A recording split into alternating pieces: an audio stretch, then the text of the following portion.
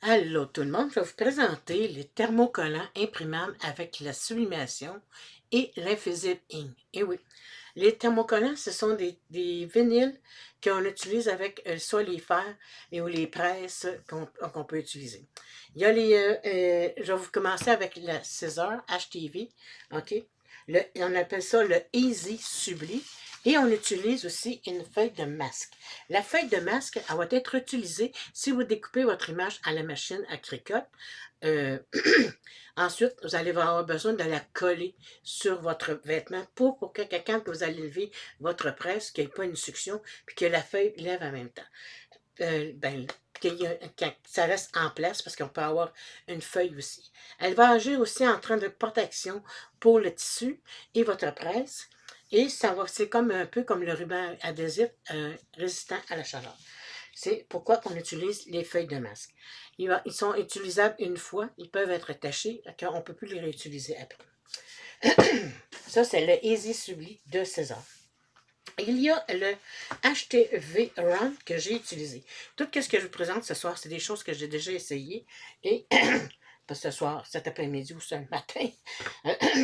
C'est tous les produits que j'ai testés et essayés. OK?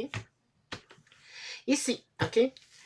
Celui-là ici, OK? Le transparent, c'est un HTV Run transparent.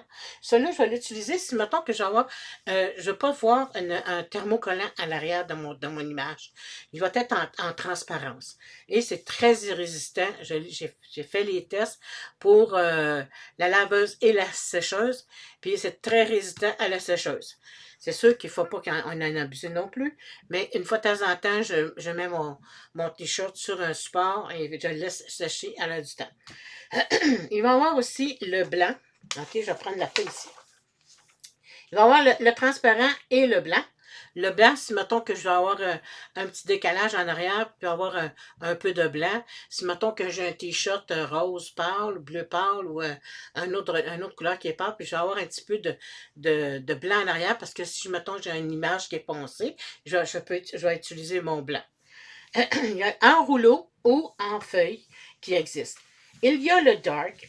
Le dark, on va l'utiliser sur les t-shirts foncés. OK? Euh, on va l'utiliser sur les feuilles foncées. Et, voyons, excusez-moi. Puis on peut l'avoir soit, tu sais, avoir un décalage, avoir un petit peu de blanc ou le faire complètement. J'ai fait une vidéo là-dessus, mais c'est sur mon groupe Cricut Création et Design. Vous pouvez vous abonner sur mon groupe Cricut Création et Design sur Facebook, puis aussi sur ma chaîne YouTube.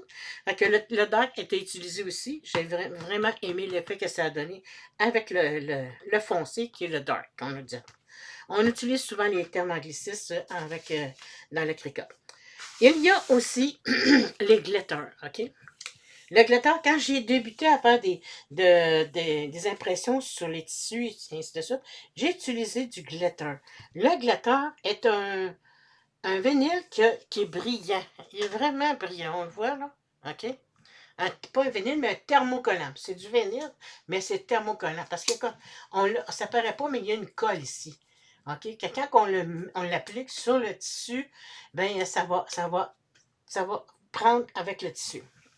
Le glitter, c'est le blanc, ça donne un très bel effet. Mon gendre, j'ai fait une casquette et puis il a vraiment aimé l'effet qu'est-ce que ça donne. Il va y avoir d'autres couleurs qu'on peut utiliser. Il y a du doré, il y a du argent, dans les glitters, mais il faudrait mettre une couleur qui est vraiment noire pour y donner un meilleur effet. Ça se fait, mais ça ne donne pas autant d'éclat que le blanc. Il y a, il y a d'autres couleurs là, dans la marque Cricotte. OK? Il y a un autre qu'on peut utiliser, mais ne donne pas quand même pas les mêmes effets. C'est le prismatique. Je le déconseille un peu parce que ça ne donnera pas le fait qu'on va avoir du bling-bling, là, du glitter. Si quelqu'un aime beaucoup le bling-bling, j'aime mieux utiliser le glitter que le prismatique. Dans les paillettes dorées, comme le glitter, il va y avoir le doré, l'argent, le vert, il y a du bleu, je pense, du rose. Ça va bien, mais quand on utilise des couleurs à part le blanc, ben c'est mieux d'avoir des couleurs qui sont foncées et prononcées.